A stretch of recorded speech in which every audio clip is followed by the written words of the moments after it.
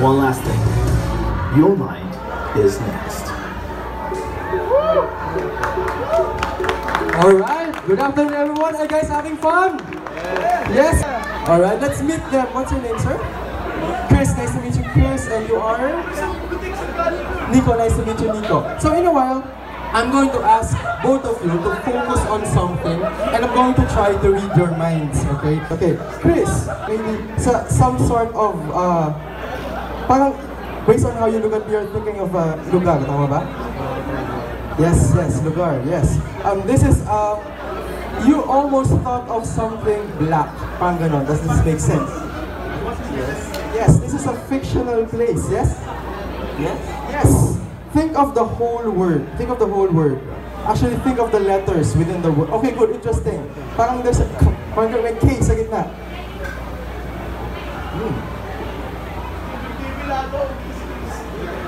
Think of the first letter of your word.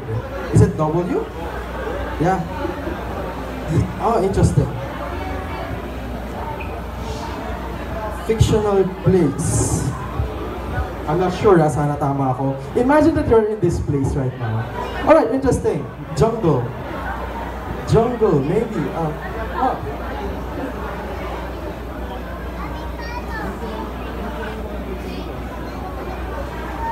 Sana tama ako. For the first time, loud and clear. Ano yung place na nasa isip mo? Wakanda. Wakanda, ladies and gentlemen. Thank you very much, Chris. Let's give him a big hand. Now, you. Thank you, Chris. You may sit down now. Let's give Chris a big round of applause. And you, ma'am. What's your name again, sorry? Nico. Nico. Nico, you're thinking of something now, yes? Alright, interesting. You are thinking of... Isipin mo kung ano yung... Alright, interesting. This is a person. Yes. A person. Sino kaya yun? Isipin mo kung male or female. Alright, interesting. Male. Yes. You know what? Nico, let's make things a little... Gusto pa kita makilala, Nico. So, dito ka lang sa stage because I have something for you pala. Keep it inside your bag first. Yan. Can you see a white clipboard over the table? Yes. Take it please, and there should be a Sharpie there. I want you to draw anything nice and big. Okay, draw anything nice and big. And after drawing it, of course, make it simple like a house or a stickman. Okay, go.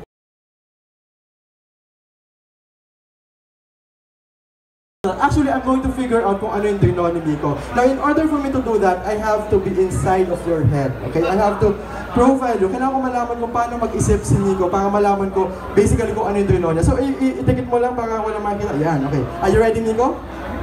Interesting. Nico, you're a type of person na gusto mo yung nag-aaral, gusto mo yung nagbabasa. You love growth. You love friends. You love life. Love life.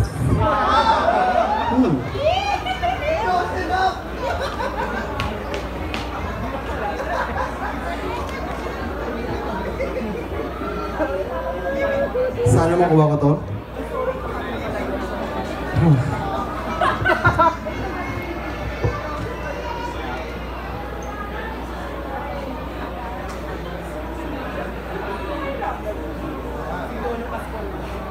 Alright. I'm not spot on with drawings, pero kung close naman, I'm sure ma-appreciate nyo. Okay. Now, when I count to 3, Nico, sabay natin ipapakita sa kanila kung ano yung draw mo at kung ano yung draw ko. Okay, sige, dikit ka sa akin. 1, 2, 3. Thank you very, very much! Thank you very much, Nico. Let's give her a big hand! Actually, you may keep this, Nico. Para maalala mo tong araw na to. Let's give her a big round of applause, Nico. Thank you very much. Did you guys enjoy that? Yeah, oh, wait, Nico. You are thinking of something, right? Yung inisip mo kanina bago nag-start tayo. Yes, I almost forgot. Nico, I gave you something. I gave you an envelope. Sige, take it out. Isipin mo lang yung finokus on mo. Take it out. And basahin mo sa amin kung ano yung nakasulat dyan, Nico.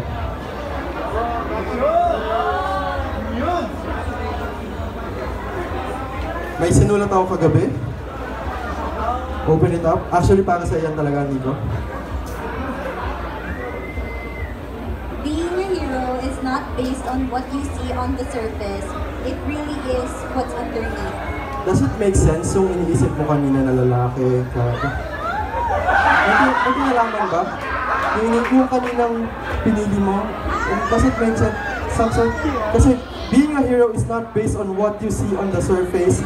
It really is what's underneath. The question is yung nasa uli, what is underneath? Sino yung nasa isip mo? Batman. Batman. The question is, what is underneath?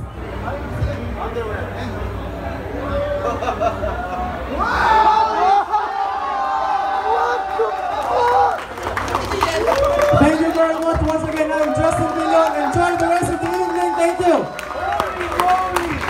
Wow, I am genuinely entertained. Thank you so much, Justin.